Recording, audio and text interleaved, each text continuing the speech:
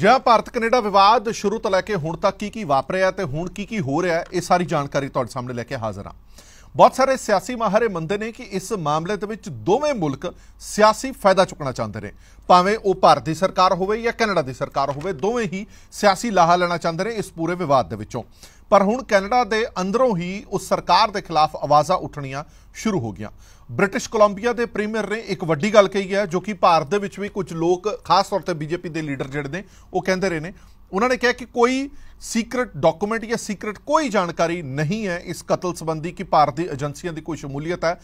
जो open internet पर पिया या सुनिया सुनाइया गल्लां ने उन्होंने आधार बना के ही जस्टिन ट्रूडो ने इन्ना वड्डा बयान दे दिता। सो अपने आप दे विच जस्टिन ट्रूडो की सरकार के लिए एक झटके वाली गल जरूर है कि उन्होंने ही मुल्क दे विच ब्रिटिश कोलंबिया के प्रीमियर, हालांकि उन्होंने वखरी पार्टी के विरोधी पार्टी के कह सकते हैं प्रीमियर ने, पर उन्होंने दावा किया क्योंकि उन्होंने दावा इस करके पुख्ता किया जा रहा है, वो उस इलाके के प्रीमियर ने जिथे पूरी घटना वापरी है। उन्होंने कहा जो सुनिया सुनाइया तो ओपन जानकारियां पईयां सी इंटरनेट ते वो मैनू भी सी ते उही जस्टिन ट्रूडो नूं सीगियां, कोई इहदे विच सीक्रेट इन्फॉर्मेशन नहीं सी ते उन्हां दे आधार ते ही उन्होंने दावा कर दिता।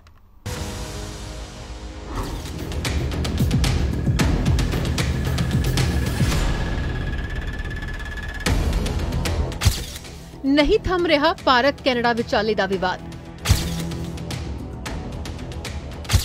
जस्टिन ट्रूडो ने मुड़ दोहराए अपने इल्जाम, पर इस बार कैनेडा दे अंदरों ही उठन लगी उंगल। ट्रूडो दे दावे ते ब्रिटिश कोलंबिया दे प्रीमियर ने चुके सवाल। To India, Canada has shared the credible allegations that I talked about on Monday with India. We did that many weeks ago, and we are there to work constructively with India, and we hope that they engage with us so that we can get to the bottom of this very serious matter. Canada के प्रधानमंत्री Justin Trudeau ने media के सामने अपने इल्जाम दोहराए ने। हरदीप सिंह निज्जर के कतल मामले विच भारत तो सहयोग की मांग करते करते ट्रूडो ने मुड़ तो वही दावा किया है कि उन्हां वल्लों लगाए गए इल्जाम भरोसेयोग जानकारी ते आधारित ने। पर जिथे एक पासे भारत इन्हां इल्जामां नूं बेबुनियाद अते सियासत तो प्रेरित दस चुकिया है, उत्ते ही दूजे पासे हुण कैनेडा दे अंदरों ही ट्रूडो दे दाव्यां ते सवाल उठन लगे ने।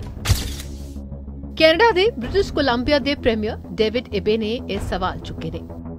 डेविड इबे दा एक बयान सामने आया जिस विच उन्होंने दावा किया है कि प्रधानमंत्री ट्रूडो ने जो इल्जाम भारत उत्ते लगाए ने उसका आधार किसी खुफिया एजेंसी की जानकारी नहीं, सगों इंटरनेट ते मौजूद खुली जानकारी है। डेविड एबी दा यह बयान इसलिए वध मायने रखता है क्योंकि हरदीप सिंह निज्जर दा कतल भी ब्रिटिश कोलंबिया दे सरी विच ही होया सी।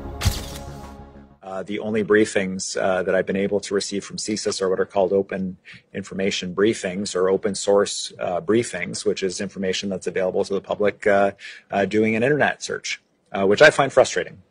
And so I can be transparent about that information that I've received.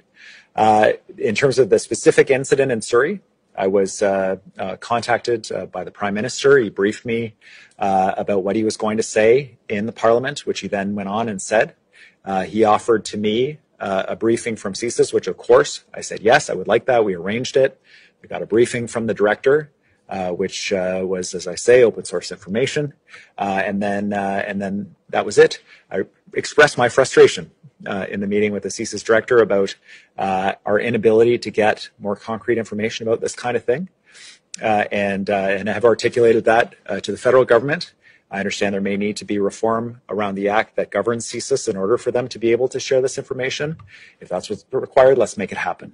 Because the only way that we're going to make traction on this is by the federal government trusting the provincial government with information and being able to act on it in our local communities.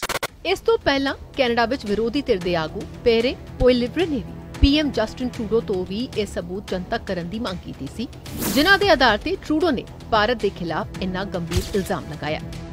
इत्थों तक कि भारत दी वार-वार इन्हां इल्जामां दे सबूत देण दी मांग Canada तो कर रहा है, पर हाले तक कोई जानकारी भारत नाल सांझी नहीं की गई।